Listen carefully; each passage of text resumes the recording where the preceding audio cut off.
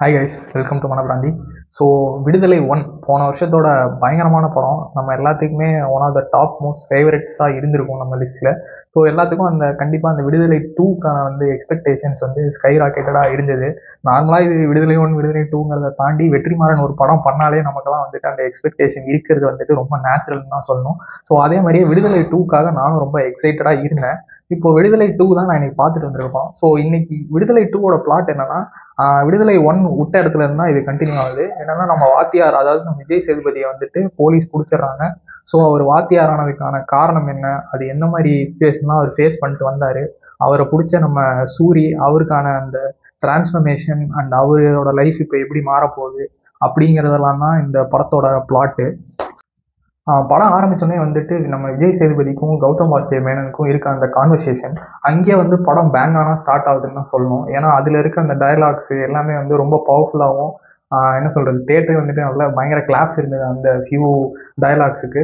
So அந்த மாதிரி start ஆகிறப்ப நம்மளோட எக்ஸ்பெக்டேஷன் இன்னுமே ரொம்ப அதிகமாகிடுச்சு. ஸோ அவர் வாத்தியாரை அரெஸ்ட் பண்ணிட்டாங்க அப்படிங்கிற நியூஸ் வெளியே போகும்போது அது கிரியேட் பண்ணுற அந்த ரிப்பிள் எஃபெக்ட் என்ன அப்படிங்கிறதும், அந்த சிஸ்டம், அதுக்கேற்ற அந்த சிஸ்டம் என்னெல்லாம் பண்ணுது, அதாவது நம்ம வெற்றிமாறனோட இந்த படத்தோட மெயினான வில்லனே அந்த சிஸ்டம் தான். இவரோட அரெஸ்ட்டை அந்த சிஸ்டம் எப்படி ஹேண்டில் பண்ணுது, அவங்க என்ன பண்ணுறாங்க, அந்த சிஸ்டத்தில் வர்ற அந்த சீஃப் செக்ரட்டரி ஆகட்டும், அந்த கலெக்டர் ஆகட்டும், அங்கே இருக்க இளவரசன் நம்ம மினிஸ்டராக வருவார். ஸோ அவங்கெல்லாம் இதை எப்படி ஹேண்டில் பண்ணுறாங்க இப்படிங்கிறதெல்லாம் தான் இந்த படத்தோட மெயினான பிளாட்டு.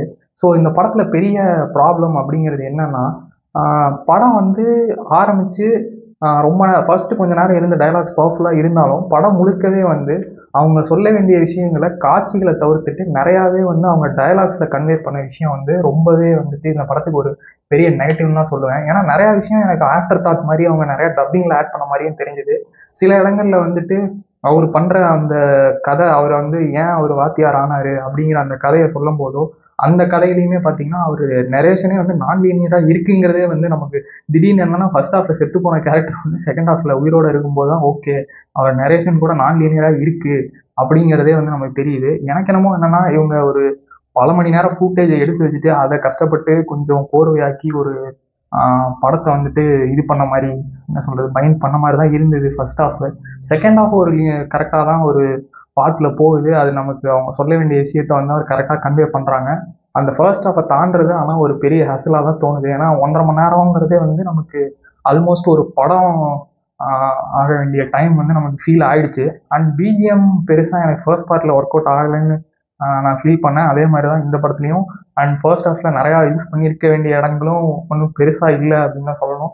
ஏன்னா அந்த இன்டர்மிஷன் சீன்லாம் அந்த அசுரன் லெவலுக்கு இருந்திருக்க வேண்டிய சீனாக தான் இருந்தது. ஆனால் அந்த அளவுக்கு அது ஒரு ஃபோர்ஸையோ ஒரு இதையோ கொடுக்கல அப்படின்னு தான் சொல்லணும். அண்டு பாசிட்டிவ்ஸ்ன்னு பார்க்கையில நம்ம விஜய் சேதுபதி அவர் பண்ணியிருக்க அந்த கேரக்டராக இருக்கட்டும், அவரோட ஒரு சில இடங்கள்ல அவர் கொடுக்குற அந்த விட்டி டயலாக்ஸு, அவர் அந்த பார்க்குற பார்வையிலேயே நிறைய விஷயத்தை கன்வே பண்ணிடுவார். அந்த மாதிரி இதாக இருக்கட்டும், அந்த சிஸ்டமில் இருக்கவங்க அவங்க அதை எப்படி ஹேண்டில் பண்ணுறாங்கன்னு நமக்கு காமிச்ச விஷயமா இருக்கட்டும். சூரி, இந்த படத்தோட ஹீரோ நம்ம சொல்லணும்னா விஜய் சேதுபதி தான்.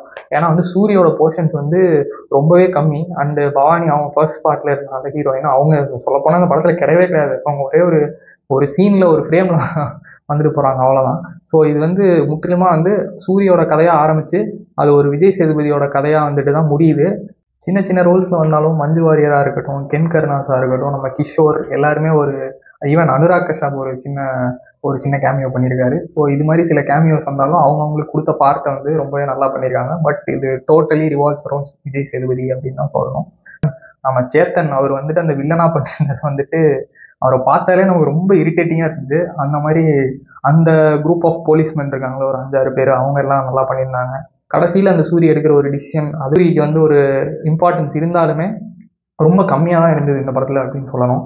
ஸோ இந்த படம் என்னை பொறுத்த வரைக்கும் வெற்றிமாறன் எடுத்ததுலேயே அவரோட வீக்கஸ்ட்டு ரைட்டிங் மேபி இந்த படத்தில் தான் அப்படின்னு எனக்கு பர்சனலாக ஃபீல் ஆகுது. ஏன்னா பார்ட் 1 கொடுத்த அந்த இம்பேக்டும் கடைசியில் நமக்கு ஒரு அடுத்து என்ன அந்த வாண்டிங் இருக்கும் இல்லையா, அந்த மாதிரி ஒரு மேட்ரு இந்த படத்தில் அவ்வளோ கிடைக்கல அப்படிங்கிறதான் என் பர்சனல் ஃபீலிங்.